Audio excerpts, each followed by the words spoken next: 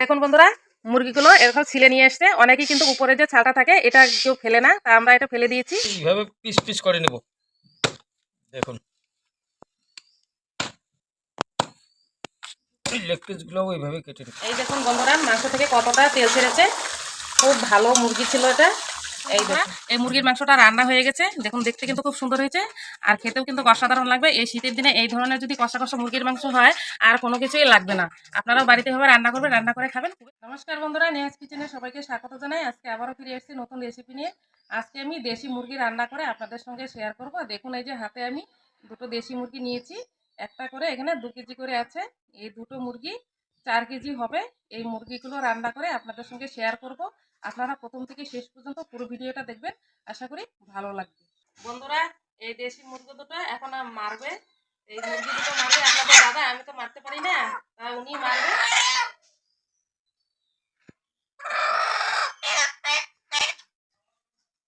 দেখুন বন্ধুরা, মুরগিগুলো এরকম ছিলে নিয়ে আসছে। অনেকেই কিন্তু উপরের যে ছালটা থাকে এটা কেউ ফেলে না, তা আমরা এটা ফেলে দিয়েছি। আপনাদের দাদা কেটে নিয়ে আসছে এই যে এইভাবে। এখন পিস পিস করে মাংসটা বানিয়ে নেবে। এইভাবে পিস পিস করে নেব। দেখুন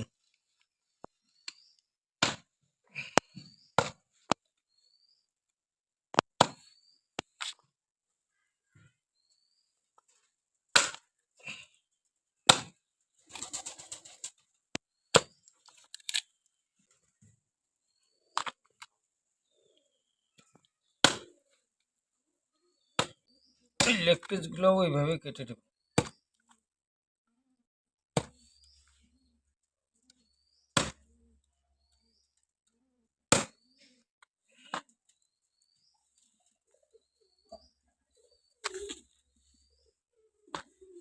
লেবুটা দিলে একটা যে মাংসর জাতের গন্ধ থাকে, সেই গন্ধটা থাকবে না, গন্ধটা কেটে যাবে। লেবু দিয়ে আমি কিছুক্ষণ রেখে দিয়ে তারপরে মাংসটা ভালোভাবে ধুয়ে নেব। দেখুন বন্ধুরা, সব মুরগির মাংসগুলো ভালো করে কেটে ধুয়ে নিয়ে এসছে। আর এইদিকে আমি কিছু মশলা নিয়েছি, মশলাগুলো আমি মিক্সিতে পেস্ট করে নিব। নেব কাঁচা লঙ্কা, কিছুটা পেঁয়াজ,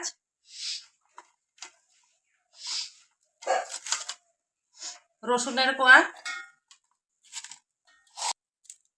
আদা নিয়েছি থেতো করে, দিয়ে দেবো গোটা জিরে,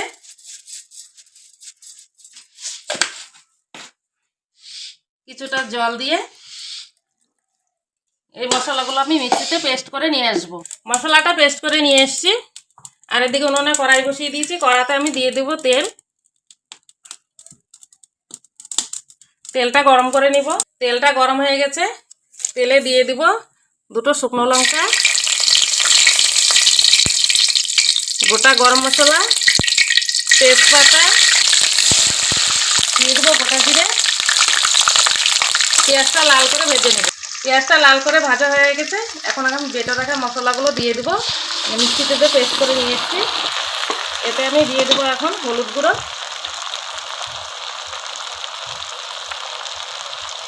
শুকনো লঙ্কার গুঁড়ো,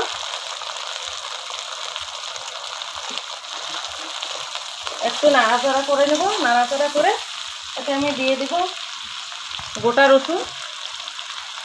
এই গোটা রসুনটা অনেকেই খেতে পছন্দ করে, তাই আমি দিয়ে দিয়েছি। আমরাও খেতে পছন্দ করি, তবে আপনাদের যদি ভালো লাগে এই গোটা রসুন দিয়ে দিবেন। এখন আমি দিয়ে দেব পরিমাণ মতো লবণ,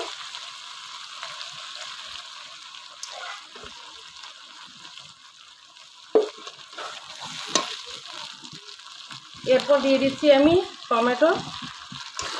এখন আমি মশলাটা ভালো করে কষিয়ে নেব। মশলাটা কষানো হয়ে গেছে, এখন আমি এই মাংসটা দিয়ে দেব।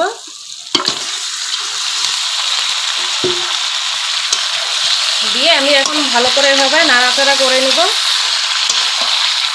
দেখুন বন্ধুরা, মাংসটা একটু নাড়াচাড়া করে হালকাভাবে একটু কষিয়ে নিয়েছি। এখন আমি এতে দিয়ে দেবো আলু। আলুটা আমি আগের থেকেই কেটে হালকা করে একটু ভেজে নিয়েছি। এই আলুটা এখন আমি দিয়ে দেবো। এই আলুটা দিয়ে একটু নাড়াচাড়া করে এতে আমি দিয়ে দেবো কাশ্মীরি লঙ্কার গুঁড়ো, দিয়ে আবারও একটু উল্টো পাল্টা করে নাড়াচাড়া করে আমি যে মিক্সিতে মশলা করেছি এই ধুয়ে একটু জল দিয়ে দেবো।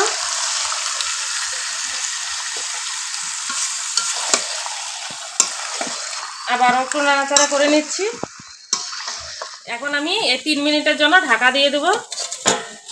ফিরে আসলাম 3 মিনিট পর। এখন আমি ঢাকাটা খুলে নেব। এই দেখুন বন্ধুরা, মাংস থেকে কতটা তেল ছেড়েছে।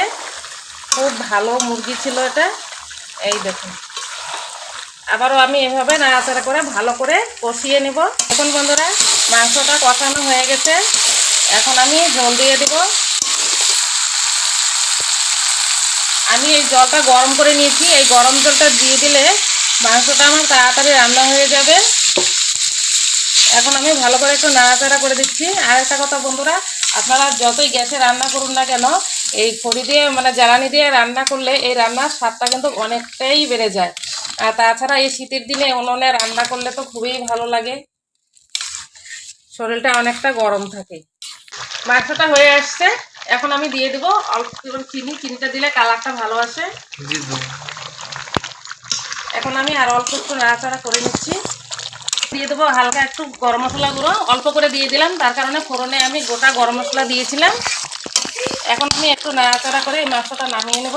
মাংসটা রান্না হয়ে গেছে, এখন আমি নামিয়ে নিচ্ছি। দেখুন কত সুন্দর কালারটা আসছে, আর একটা সেন্ট যে বেরিয়েছে, দারুণ একটা সেন্ট বেরিয়েছে। দেখুন বন্ধুরা, এই মুরগির মাংসটা রান্না হয়ে গেছে। দেখুন দেখতে কিন্তু খুব সুন্দর হয়েছে, আর খেতেও কিন্তু অসাধারণ লাগবে। এই শীতের দিনে এই ধরনের যদি কষা কষা মুরগির মাংস হয়, আর কোনো কিছুই লাগবে না। আপনারাও বাড়িতে ভাবে রান্না করবেন, রান্না করে খাবেন, খুবই ভালো লাগবে। এই মুরগির মাংস রান্নার রেসিপিটি ভালো লাগলে লাইক, কমেন্ট, শেয়ার করুন। চ্যানেলটিকে সাবস্ক্রাইব করে পাশে থাকবেন। ততক্ষণ সুস্থ থাকবেন, ভালো থাকবেন। ধন্যবাদ।